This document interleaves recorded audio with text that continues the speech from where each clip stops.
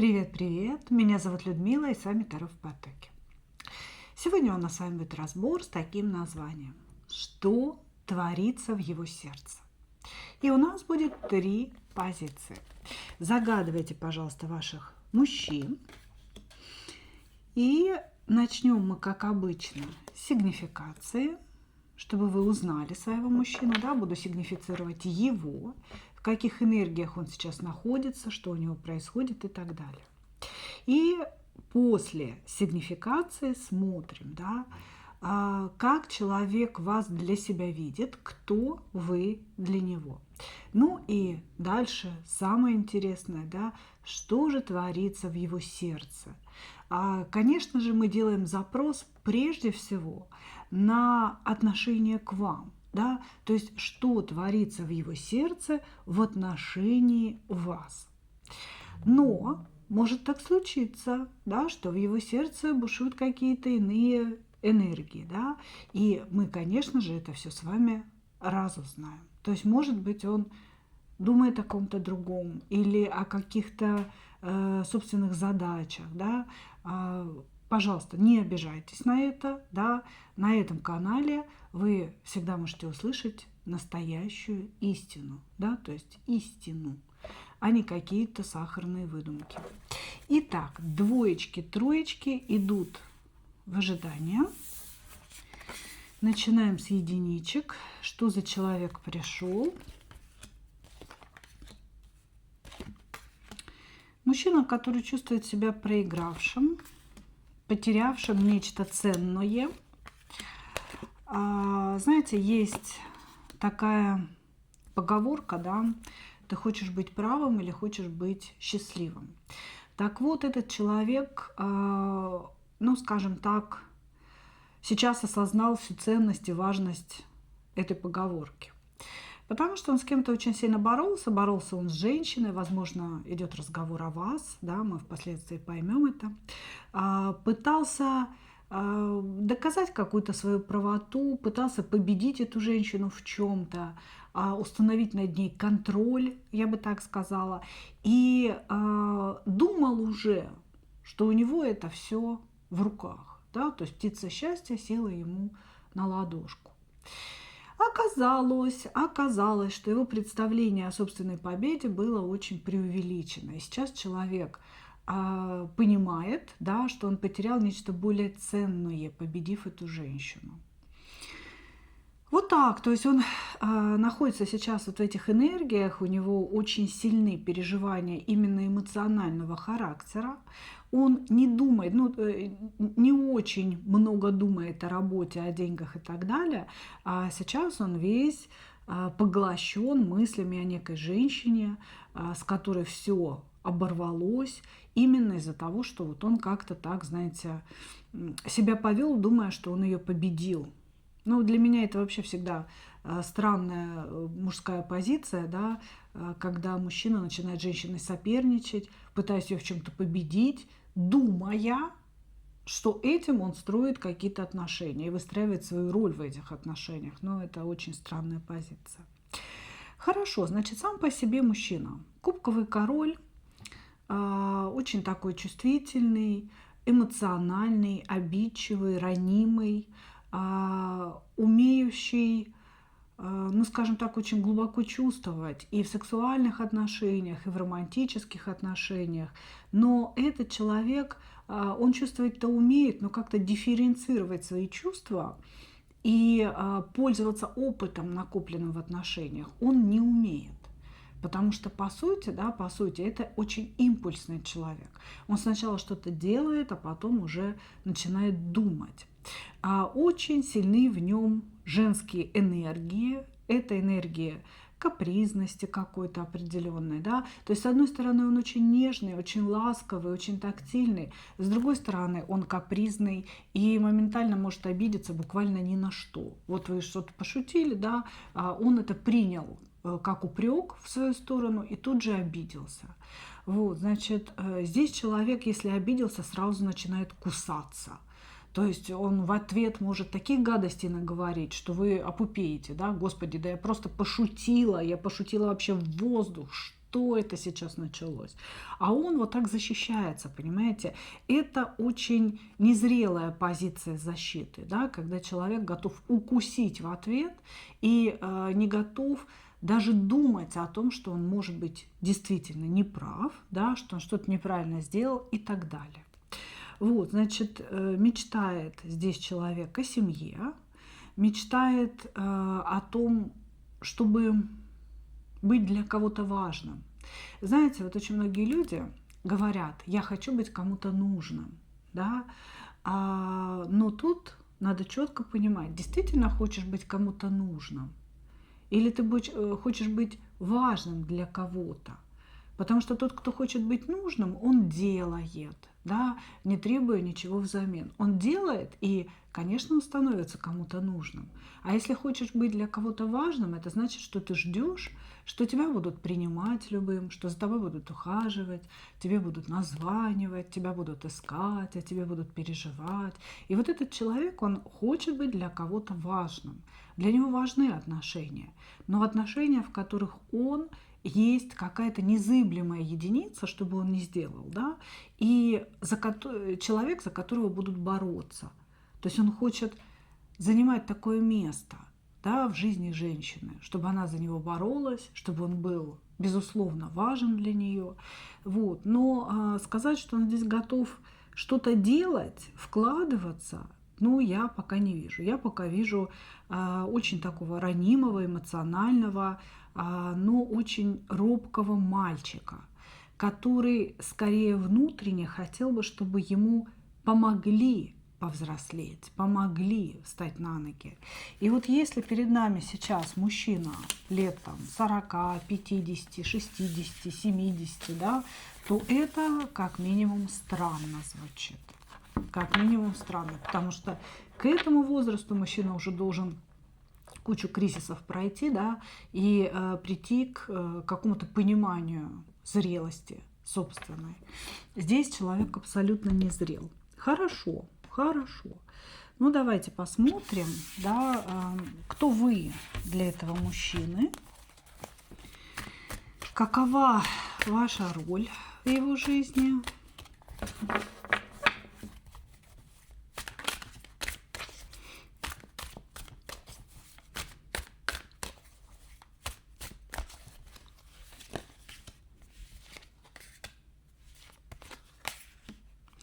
Ну, 100% можно сказать, что вы та самая женщина, кубковая королева, о которой он переживает.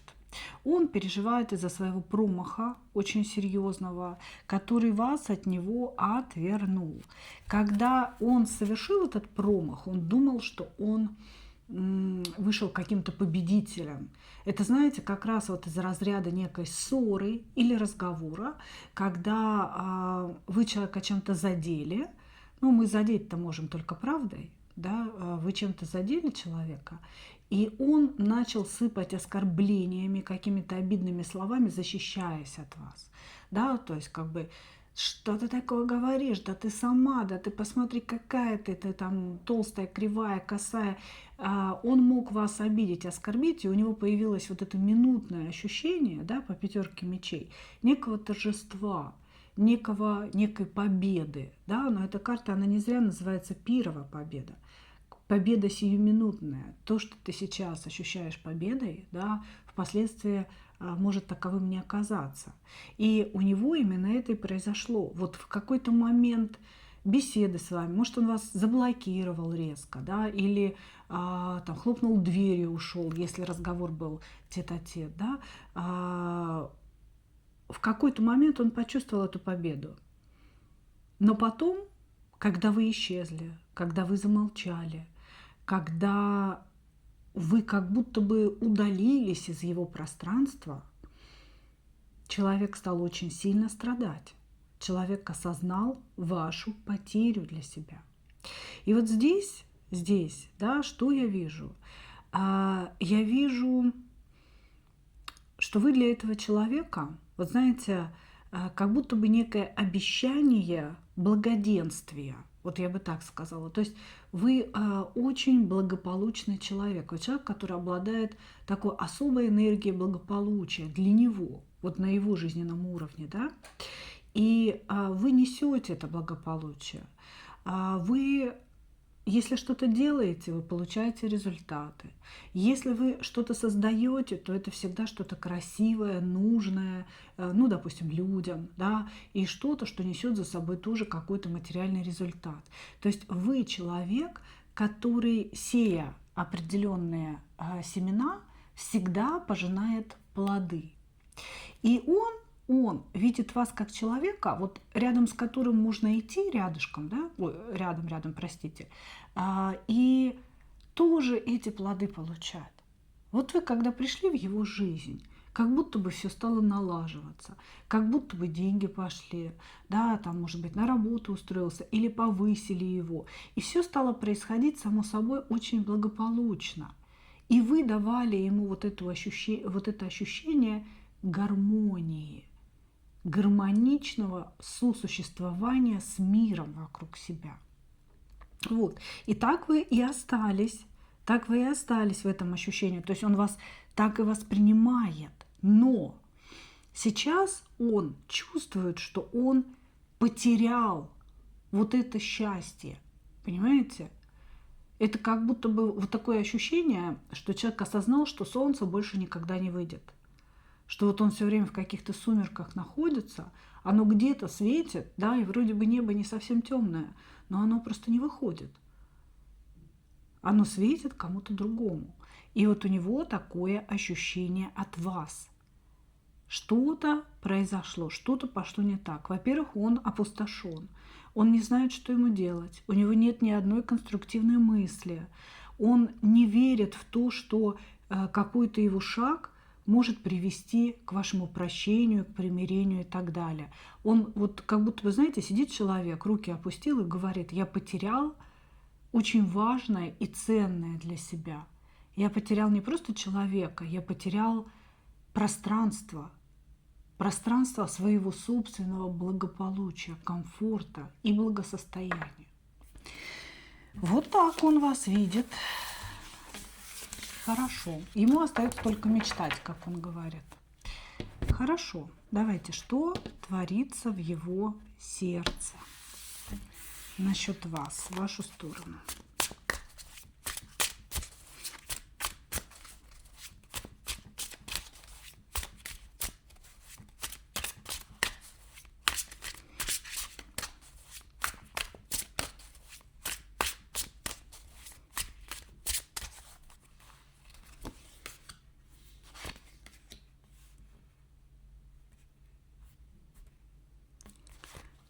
Что творится в его сердце?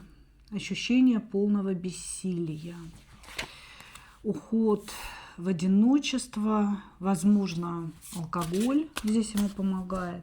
Ну, на самом деле, какая-то ситуация с вами этого человека добила. Вы для него очень важны, очень важная женщина. Он как будто бы, знаете, думал, что между вами то ли начинался новый виток, то ли вообще в принципе начинались отношения, да, какие-то, и вот оно все закручивалось, и все было хорошо, у него были надежды, у него были планы, мечты. И сейчас это все обрубасилось, понимаете?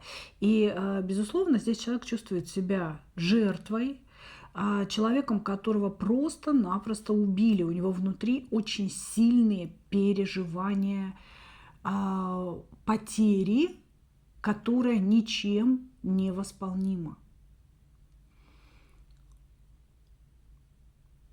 Глубокое страдание от того, что вы, скорее всего, расстались, от того, что вы ушли из его жизни. Ощущение того, что он сам вырыл себе эту яму, что его поведение, его несдержанность, его, возможно, какое-то самодовольство, глупость, да, привели, страшнее всего, да, когда понимаешь, что ты сам виноват. Хорошо, когда есть кого обвинить, да, там Вася, Петя, как бы, они виноваты в том, что я что-то там не так сделал или что-то недополучил. А вот когда ты осознаешь, что ты сам в чем-то виноват, это очень больно. Вот ему сейчас больно, потому что он понимает, что он сам своими словами или действиями вырыл яму вашим отношениям. Ему очень больно, он чувствует себя жертвой этих обстоятельств, но понимает, что в эту жертву не вы его запихнули, а он сам. Что он всего лишь получил подзатыльник как естественную реакцию, да, на его поведение. И вот и получается, что когда-то он думал, что выиграл битву, да, но проиграл большую войну. Вот, значит, а что еще, кроме переживаний? Здесь просто человек такой, знаете, вот такое ощущение, что он лежит лежмя целыми днями в страшной депрессии и просто умирает. Ну вот, здесь я по-другому ничего не скажу. Что еще? Что еще у тебя в сердце? Ужасные, на самом деле, карты. Желание, безумное желание с вами пообщаться. Здесь, знаете, человек говорит, ну хотя бы давай поговорим. Ну, пожалуйста, хотя бы разреши мне поговорить с тобой. Я даже скажу вам так, он обращается не к вам, он скорее обращается к Господу Богу, да, с позиции того, ну пусть она напишет, ну пусть дай мне какой-то знак, сведи нас вместе, что-то пусть такое произойдет, чтобы мы наконец-то смогли поговорить. Здесь человек внутри себя просит хотя бы о неком разговоре, потому что он говорит, я в этом разговоре попытаюсь ей объяснить, что там я поторопился, поспешил, где я был неправ. То есть здесь человек очень хочет некого шанса для себя, в котором он сможет с вами объясниться. И как он считает, он этот шанс должен использовать по полной программе. Но внутри сердца колоссальная боль, колоссальные переживания у этого человека, ощущение тяжести, безысходности. Ему сейчас очень плохо. Очень много карт, связанных, вот знаете, с концом. Конец. Мне не для чего больше жить. У меня больше нет смысла жизни. Поэтому, конечно, здесь можно заключить, что человек вас любит вас очень глубокой, болезненной любовью. Это такая, ну, можно сказать, что это зависимость от вас какая-то, знаете, как от воздуха, я не могу больше дышать. И ваша ссора, ваша потеря действительно для него стали колоссальным ударом. Он еще, понимаете, такое ощущение, что здесь время прошло с этой ссоры, время, скорее всего, в неком молчании. То есть он не знает, что у вас происходит, он не знает, планируете ли вы возвращаться, примиряться и так далее. И у него сложилось ощущение, что кончено все, и это его добивает. Просто сейчас у человека глобальные переживания в вашу сторону. Так, что вы даже в сигнификации вышли. Понимаете? То есть он постоянно думает о вас. Ну и тут, может, он работу потерял, может быть, он сейчас там в отпуске находится. Но вот ощущение прям длительное время человек лежит и думает, накручивает себя. Ну вот, мои дорогие, что происходит у него в сердце. Хорошо. Идем дальше.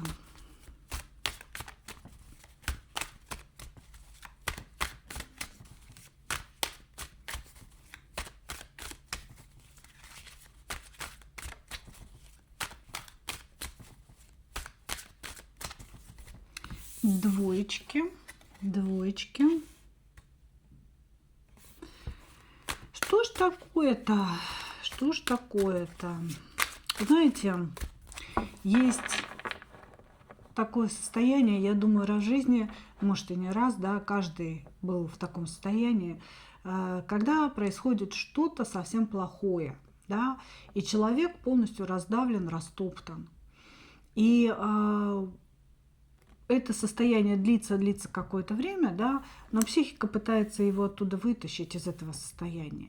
И вот есть период, когда человек начинает вроде как освобождаться от горя, да, просыпаться и возвращаться к нормальной жизни, но горе еще тянет его назад. Вот этот мужчина сейчас находится в подобных энергиях. Кто таков? Ну, говорит, ничему меня жизнь не учит, дурака. Так.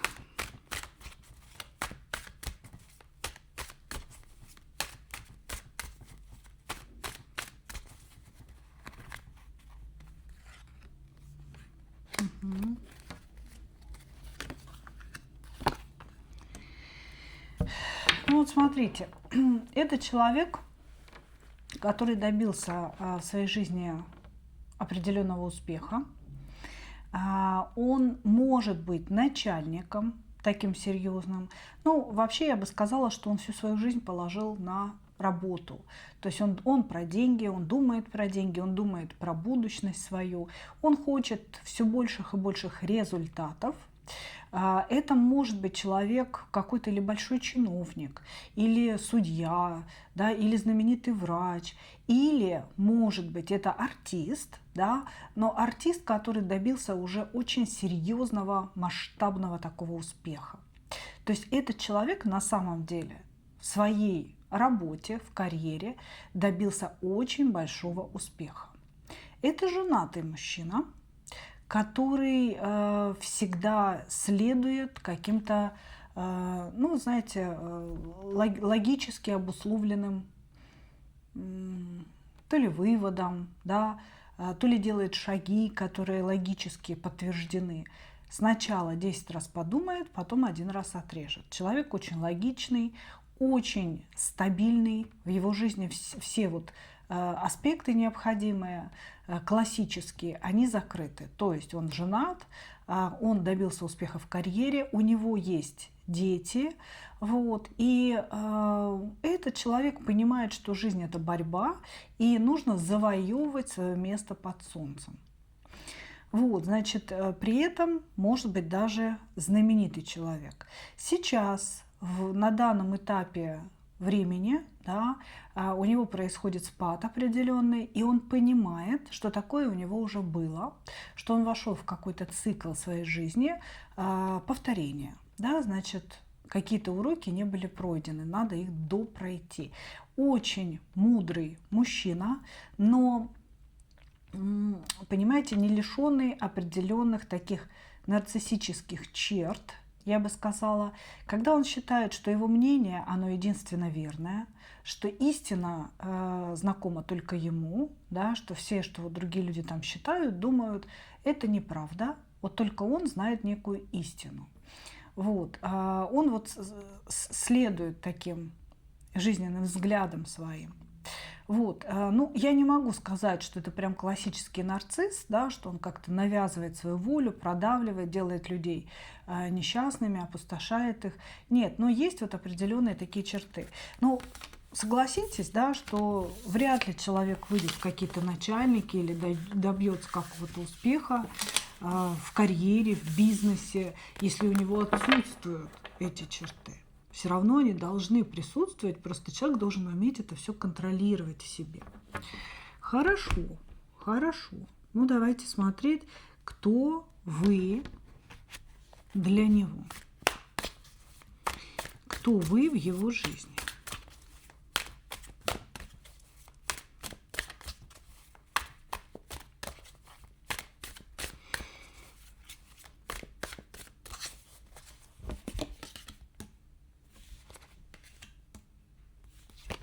Королева кубков, дьявол, прикиньте.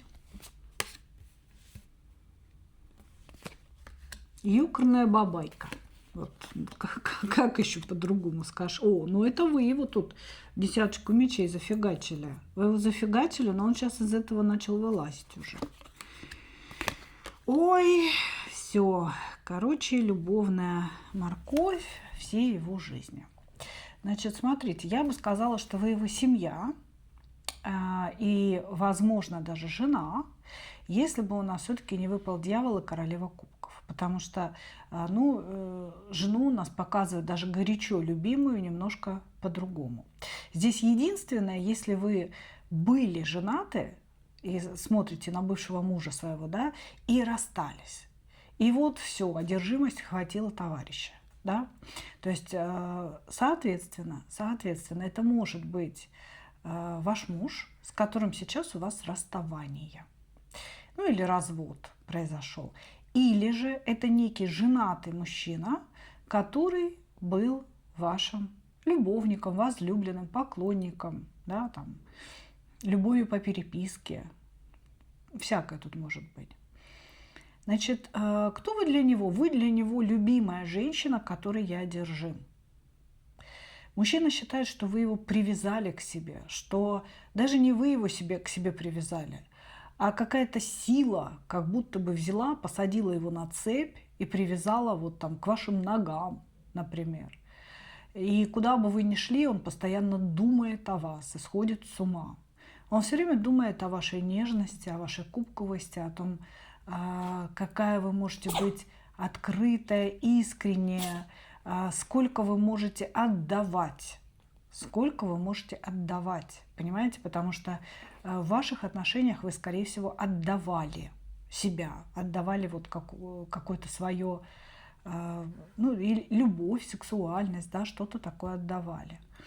Вот, значит, здесь, почему я говорю, что может быть муж, потому что и десятка кубков, и четверка жезлов, все здесь присутствует, понимаете? Здесь человек, оплакивающий потерю любимой жены. Вот я бы сказала так, понимаете? Прям по-другому не скажешь. Прям 100% он вас любит вас очень сильно и очень болезненно. Вот. Вы для него любимая женщина, которой он одержим, которой он испытывает колоссальную зависимость, от которой он пытается бежать и от мыслей, и от чувств, и от собственных переживаний. Он все время пытается убежать от вас, но не получается. Как будто бы господин дьявол берет его за шкирку, да, и все время притаскивает к одним и тем же переживаниям, к одним и тем же воспоминаниям и так далее.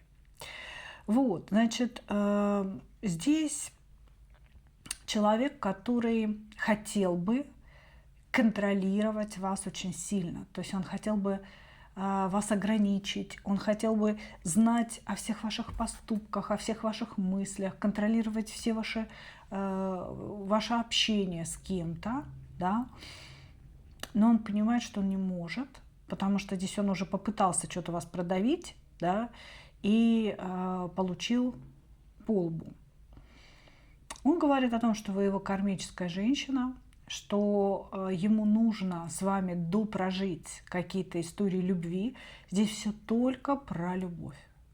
Вы его любовь. Что-то пошло не так, да, потому что здесь все-таки десятка мечей, это тоже это карта окончания, это карта, ну, скажем так, как окончания, так и нового начала. Это может быть развод, это может быть разъезд, в котором человек вдруг осознал вашу великую ценность для себя. Здесь великая ценность. И он говорит, рядом с ней я не могу быть императором, я должен быть жезловым королем, я должен ее завоевывать, я должен ее удивлять, я должен ей показать, что я достоин ее. И тогда, возможно, да, мое ощущение счастья вернется. Вы очень ценный персонаж для него. Извините, это я, наверное, слишком как-то мелковато сказала для тех эмоций, которые человек вам испытывает. Так, ну хорошо. Что творится в его сердце? Мы уже с вами и так многое поняли, да? Ну, повторите, пожалуйста, для нас.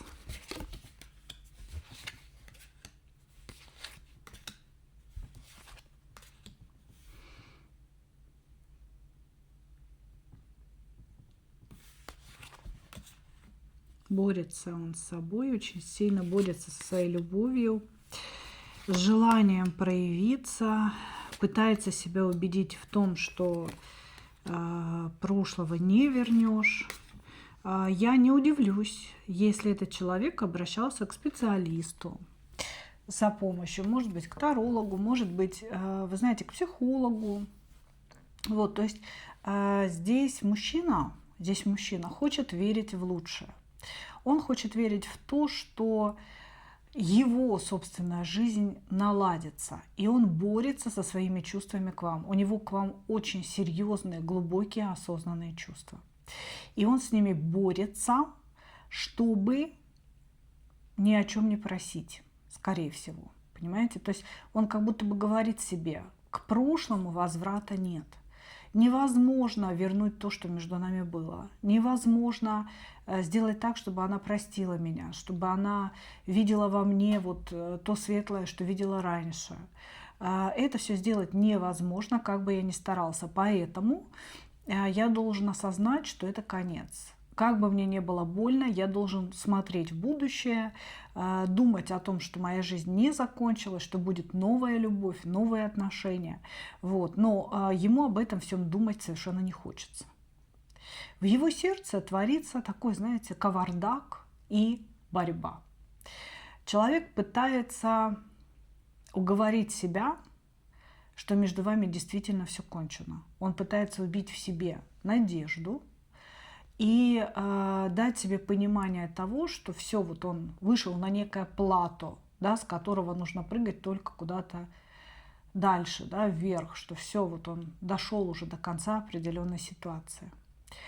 Вот, значит, безусловно, у него есть некая надежда на то, что, а вдруг, знаете, надежда легкими всполохами появляется в его сердце, а вдруг все-таки мы снова будем вместе, а вдруг все-таки что-то получится, она меня простит и так далее. Но он эту надежду благополучно забивает ногами. Значит, здесь все очень похоже на то, что человек или изменил вам, так или иначе он вас предал, да, то есть он действительно перед вами очень сильно виноват. Или он ушел там к другой, или что-то там, давай помолчим, давай возьмем паузу. Вот это вот дебильная история, да, с паузами. Вот. И сейчас он не знает, как к вам подойти, не знает, как просить прощения, не знает, как вас развернуть к себе. Может быть, здесь уже были попытки, да, то есть вы вроде как его простили там после его какого-то предательства, и потом поняли, что не можете простить, да, что ваши какие-то упреки, обида, боль все равно выливается в отношениях. И здесь мужчина очень сильно тоже страдает, да, и по первому варианту настрадалец пришел, по второму он страдает от ситуации между вами, ему больно, его сердце разбито, и почему-то, да, вот внутри сердца он отказывается от борьбы. С одной стороны, он очень сильно хочет, чтобы все нормализовалось, но, скорее всего, он не хочет потерять свое лицо. Он еще и очень гордый человек. И поэтому ему проще, знаете, побороться со своими чувствами, растоптать их, для того, чтобы не просить прощения, не падать в ноги, не делать кучу каких-то действий, чтобы вы простили. Вот. Ему проще все это заглушить, забить, переключиться на работу, что-то такое сделать, вот, чтобы только как бы не болело, не рвалось. А пока я вижу, что он внутренне в своем сердце очень сильно борется с чувствами и отказывается от борьбы за ваши отношения. Благодарю вас, двоечки. Двигаемся дальше. Позиция номер 3. Кто к нам пришел?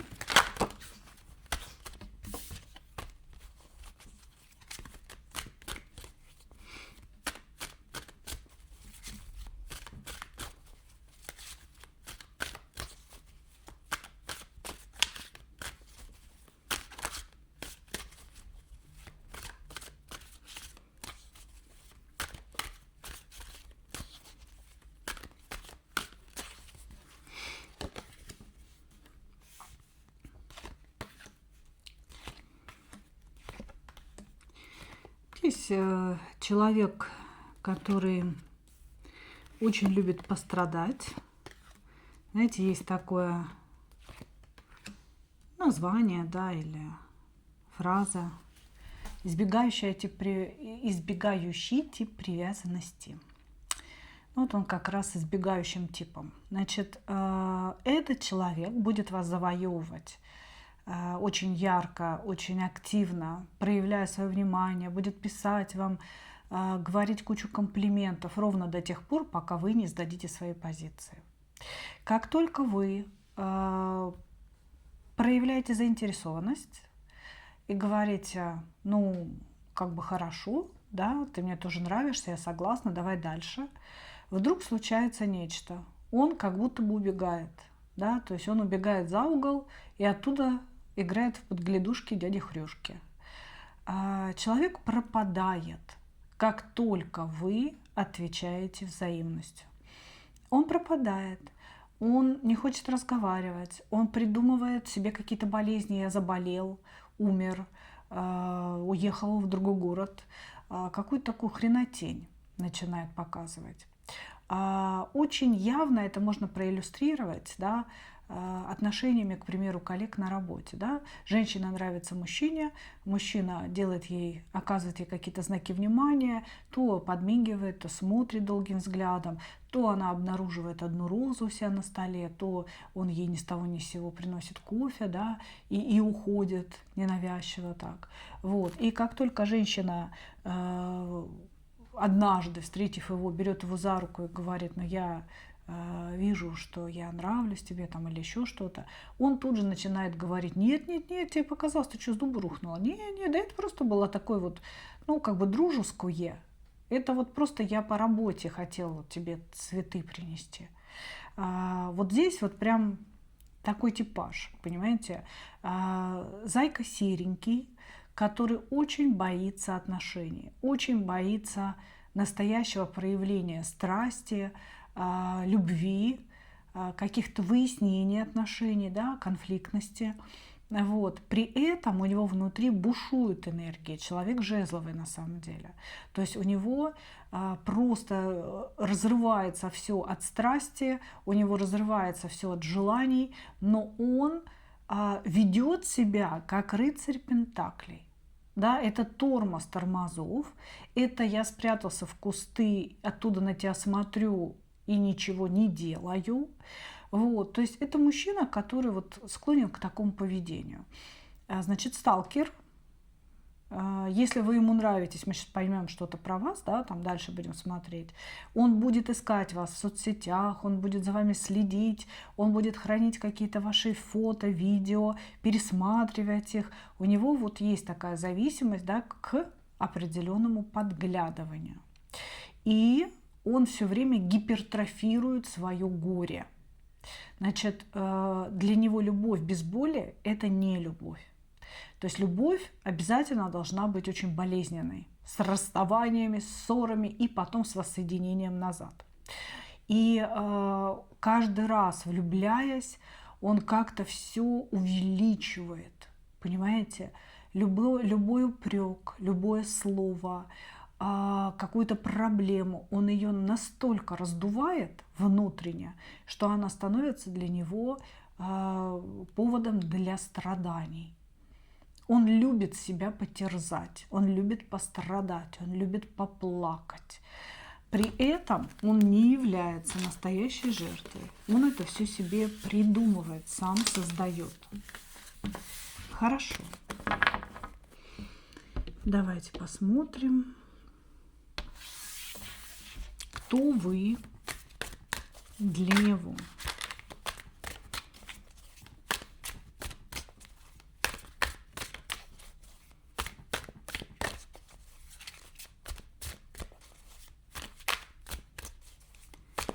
Кто вы для него? Отлично. Вы находитесь в энергиях мечевого короля для него. Это говорит о том, что вы женщина с яйцами, которая очень пугает своей мощностью, очень пугает своей силой. И вы женщина, рядом с которой он чувствует себя маленьким мальчиком, не знает, как проявляться в вашу сторону, потому что классические шаблоны не работают.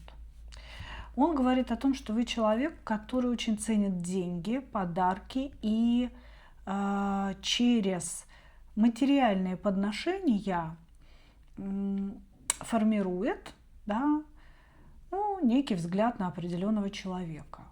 грубо говоря, для того, чтобы вам понравиться, мужчина должен принести цветы, какой-то подарок, пригласить вас в очень хороший ресторан, может быть, купить вам путевку куда-то отдыхать, да, то есть здесь у всех будет по-разному.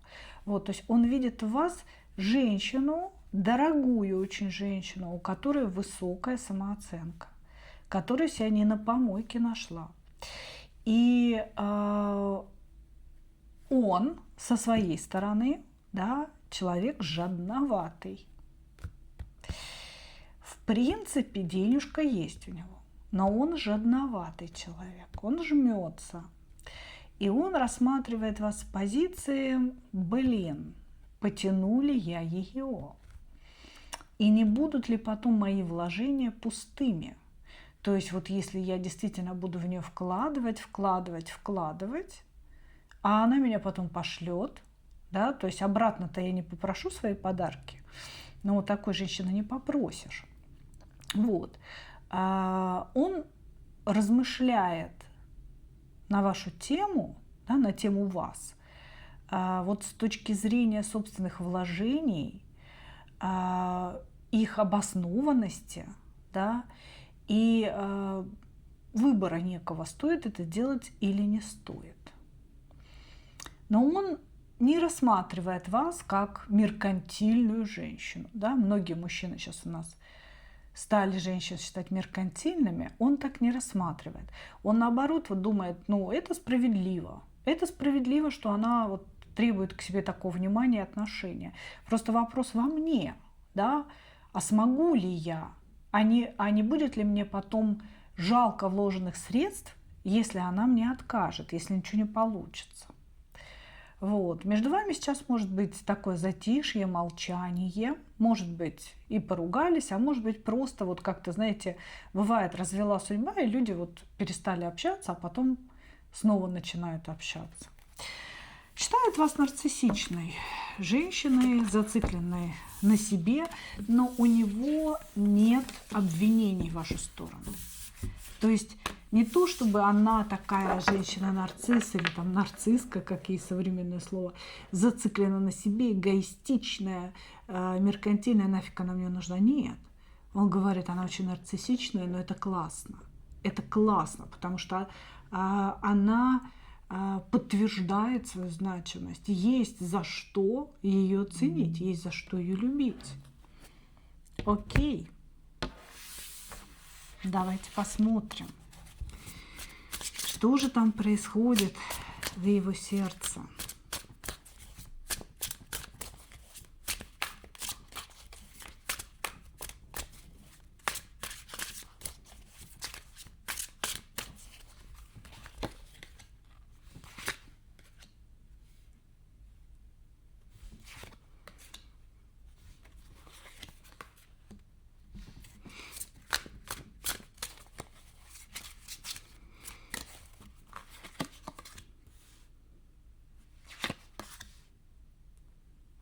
У него еще есть какая-то женщина, если честно, попроще, чем вы. Так, что происходит в его сердце? Он боится сделать шаги в вашу сторону, потому что боится вашего отказа и боится, что он вас не потянет с финансовой точки зрения конкретно. Также он понимает, что рядом с вами есть вариант вырасти материально, вырасти духовно. То есть вы для него являетесь каким-то двигателем. Если я с ней буду общаться дальше, если у нас получатся отношения, то я смогу улучшить свое материальное положение, думает он. Вот, значит, и, как я уже сказала, есть еще одна женщина, такая, знаете, более податливая, спокойная, возможно, глупее, чем вы, с которой просто, которая ему заглядывает в рот, которая слушает его, которая ничего не требует. И ему, конечно, удобнее общаться с той женщиной, но интереснее общаться с вами. Здесь единственное, что я никак не могу понять эмоции человека, потому что здесь все про карьеру, деньги, движение, жезловость. Понимаете? То есть как-то все не про любовь. Как-то не про любовь. Ощущение такое, что вы с этим человеком находитесь в странных отношениях. Да, когда вы дружите или когда вы коллеги, но вы как будто бы ходите все время по грани любви. Да? Это грань между любовью и дружбой, грань между дружбой и началом сексуальных отношений. Вот какая-то грань между вами есть. Потому что он, безусловно, испытывает эмоции к вам, но они как-то, знаете, не совсем про любовь, не совсем про секс. Это как-то какое-то, знаете, движение, совместное движение в будущем для того, чтобы я стал круче. И он здесь вроде как, знаете, причем все идет с позиции размышления, а не с позиции сердца. Вроде как он просчитал, что рядом с вами он вырастет и материально, и как мужчина, да, с точки зрения своей мужской энергии. И поэтому, возможно, если я в нее вложусь, между нами начнутся отношения, да, это для меня будет хорошо. А может быть, что я вложусь в нее, начну за ней ухаживать, и она мне откажет, и тогда это для меня будет плохо. Но в этом всем я не вижу чувства, я не вижу сердца. Это все размышления, это все стратегия, и это все можно назвать определенного рода расчетом. Вы человеку нравитесь, да, но все его отношение к вам строится на неком анализе того, кто вы такая, и некого возможного будущего с вами. Понимаете? Вот это у него сердце. Вот это у него в сердце. И еще человек очень манипулятивный. Он привык тянуть за определенные ниточки, а с вами это не получается или уже не получилось.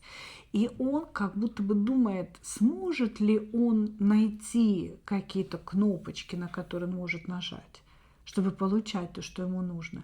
Или с вами априори это невозможно. То есть вот об этом он еще здесь размышляет. Но, девчонки, сказать, что я вижу какие-то чувства любви, не вижу. Есть симпатия, есть притяжение, но очень-очень много расчета и очень-очень много мыслей о вас. Именно мыслей, просчитывающих, что я из этого получу, да, а ты мне что. Вот с этой позиции он здесь и размышляет. Ну что, мои дорогие, вот такой вот у нас получился сегодня расклад. Благодарю вас за ваше внимание. И, как обычно, хочу пожелать вам только одного.